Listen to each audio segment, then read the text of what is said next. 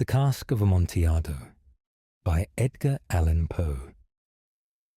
The 1,000 injuries of Fortunato I had borne as I best could, but when he ventured upon insult I vowed revenge. You, who so well know the nature of my soul, will not suppose, however, that gave utterance to a threat. At length I would be avenged. This was a point definitely settled, but the very definitiveness with which it was resolved precluded the idea of risk. I must not only punish, but punish with impunity. A wrong is unredressed when retribution overtakes its redresser. It is equally unredressed when the avenger fails to make himself felt as such to him who has done the wrong. It must be understood that neither by word nor deed had I given Fortunato cause to doubt my goodwill. I continued, as was my wont, to smile in his face, and he did not perceive that my smile now was at the thought of his immolation. He had a weak point, this Fortunato, although in other regards he was a man to be respected and even feared. He prided himself on his connoisseurship in wine. Few Italians have the true virtuoso spirit. For the most part, their enthusiasm is adopted to suit the time and opportunity, to practice imposture upon the British and Austrian millionaires. In painting and gemmery, Fortunato, like his countrymen, was a quack, but in the matter of old wines he was sincere. In this respect, I did not differ from him materially. I was skilful in the Italian vintages myself, and bought largely whenever I could. It was about dusk, one evening during the supreme madness of the carnival season, that I encountered my friend. He accosted me with excessive warmth, for he had been drinking much. The man wore motley. He had on a tight-fitting party-striped dress, and his head was surmounted by the conical cap and bells. I was so pleased to see him that I thought I should never have done wringing his hand. I said to him, "My dear Fortunato, you are luckily met. How remarkably well you are looking today. But I have received a pipe of what passes for Amontillado, and I have my doubts." "How?" said he. "Amontillado, a pipe? Impossible. And in the middle of the carnival?" "I have my doubts," I replied, "and I was silly enough to pay the full Amontillado price without consulting you in the matter. You were not to be found, and I was fearful of losing a bargain." "Amontillado." "I have my doubts." "Amontillado." "And I must satisfy them." "Amontillado." "As you are engaged, I am on my way to Luchesi. If anyone has a critical turn, it is he. He will tell me." "Luchesi cannot tell Amontillado from sherry." "And yet some fools will have it that his taste is a match for your own." "Come, let us go." "Whither?" "To your vaults." "My friend, no. I will not impose upon your good nature. I perceive you have an engagement. Luchesi." "I have no engagement. Come."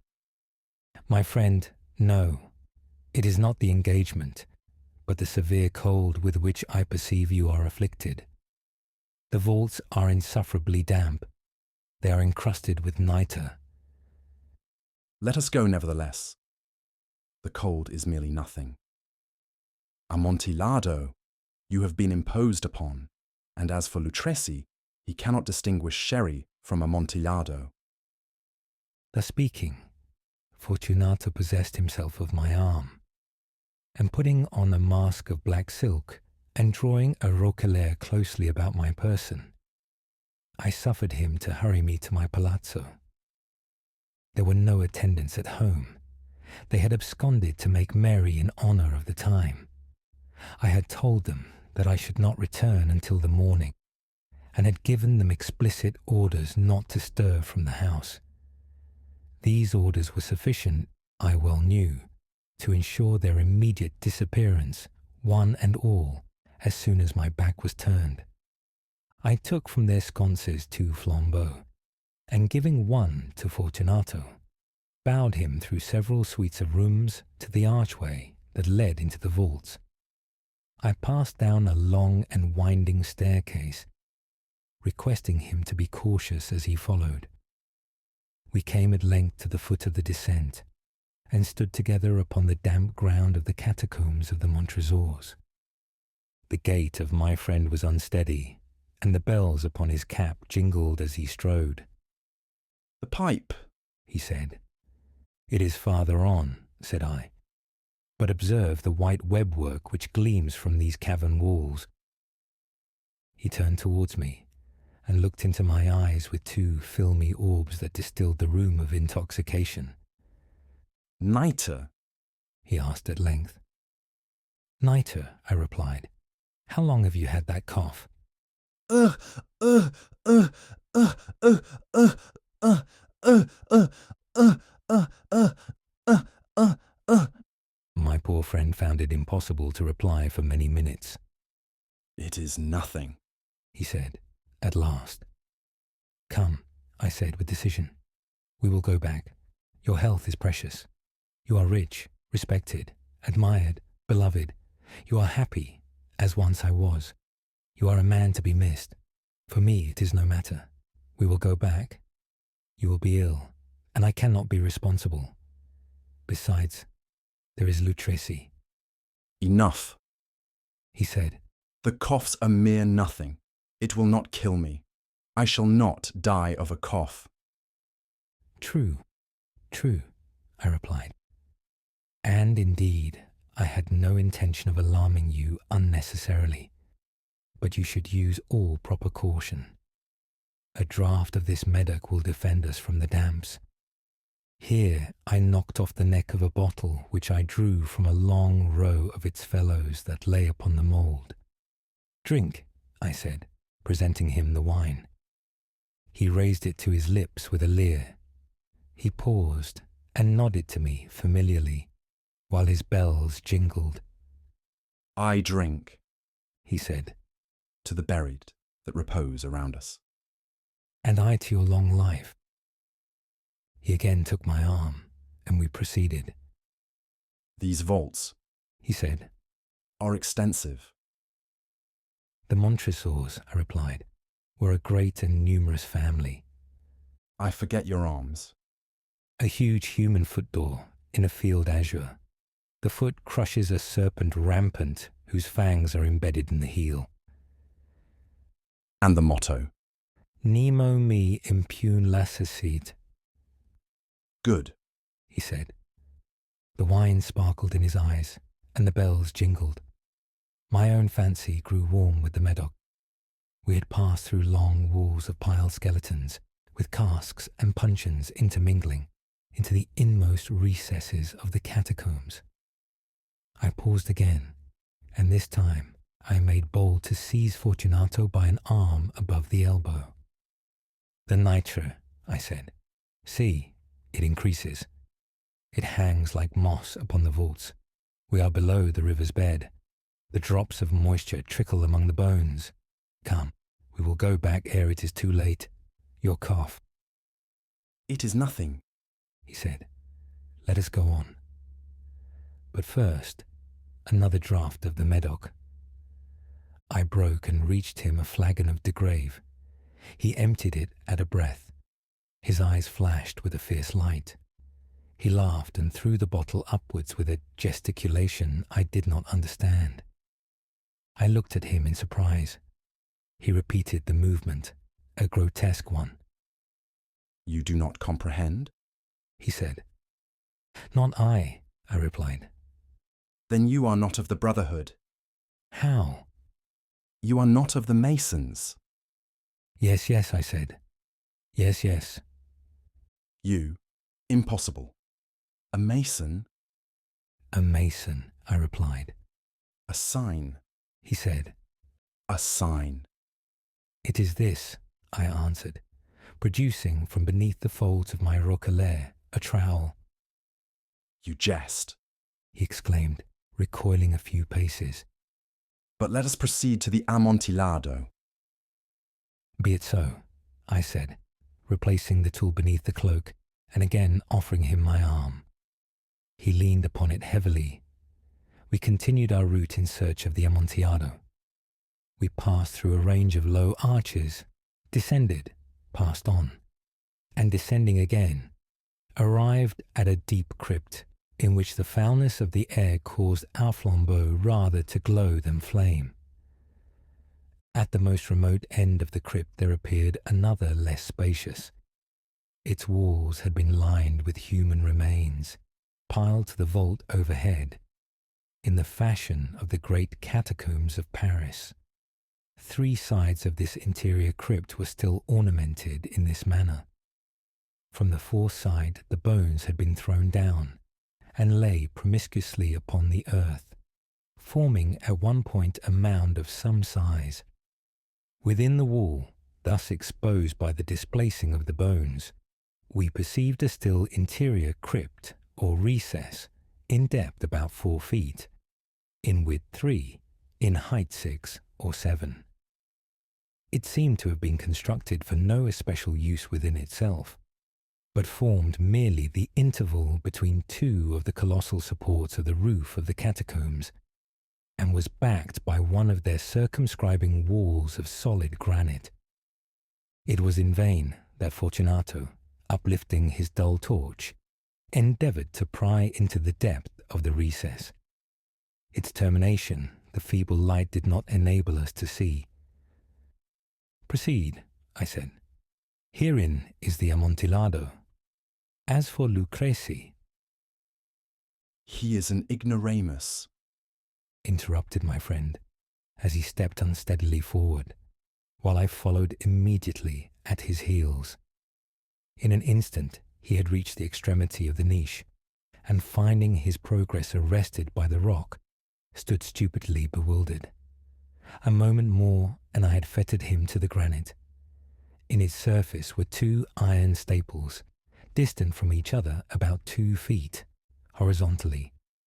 From one of these depended a short chain, from the other a padlock.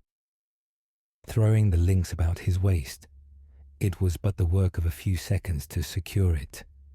He was too much astounded to resist. Withdrawing the key, I stepped back from the recess. "Pass your hand," I said, "over the wall. You cannot help feeling the nitre. Indeed, it is very damp. Once more, let me implore you to return. No? Then I must positively leave you. But I must first render you all the little attentions in my power."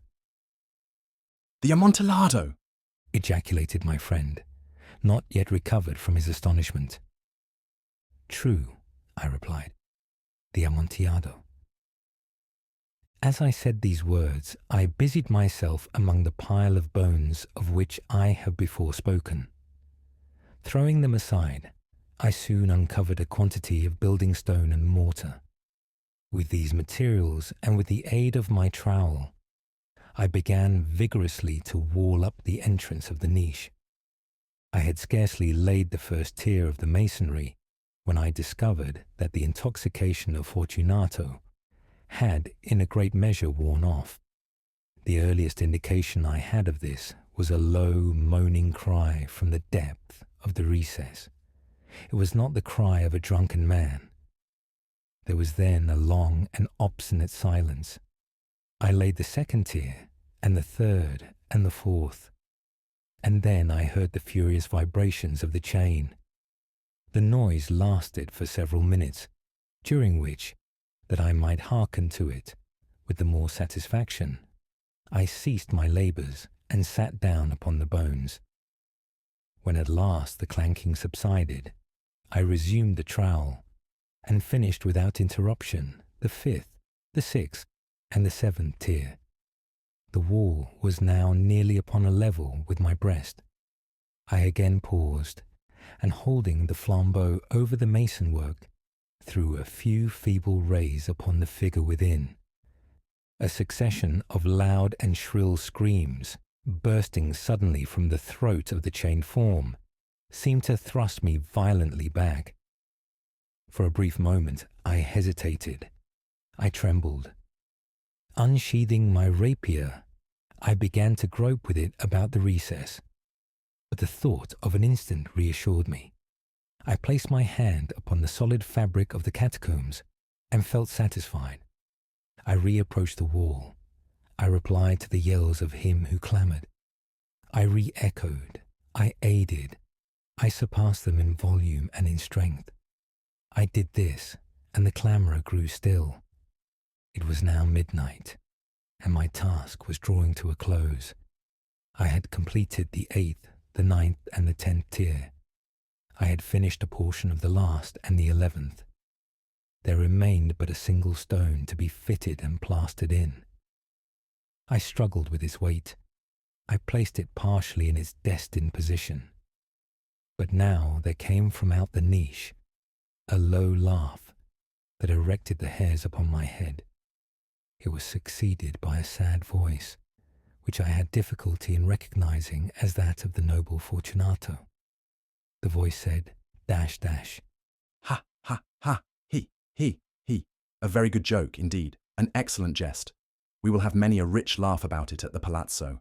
He. Over our wine. He. "The Amontillado," I said. He. Yes, the Amontillado. But is it not getting late? Will not they be awaiting us at the palazzo, the Lady Fortunato and the rest? Let us be gone. "Yes," I said. "Let us be gone." For the love of God, Montresor. "Yes," I said. "For the love of God." But to these words I hearkened in vain for a reply. I grew impatient. I called aloud, "Dash, dash." "Fortunato." No answer. I called again, "Dash, dash." "Fortunato." No answer still. I thrust a torch through the remaining aperture and let it fall within. There came forth in return only a jingling of the bells. My heart grew sick. It was the dampness of the catacombs that made it so. I hastened to make an end of my labour. I forced the last stone into its position. I plastered it up. Against the new masonry, I re-erected the old rampart of bones. For the half of a century no mortal has disturbed them. In pace requiescat.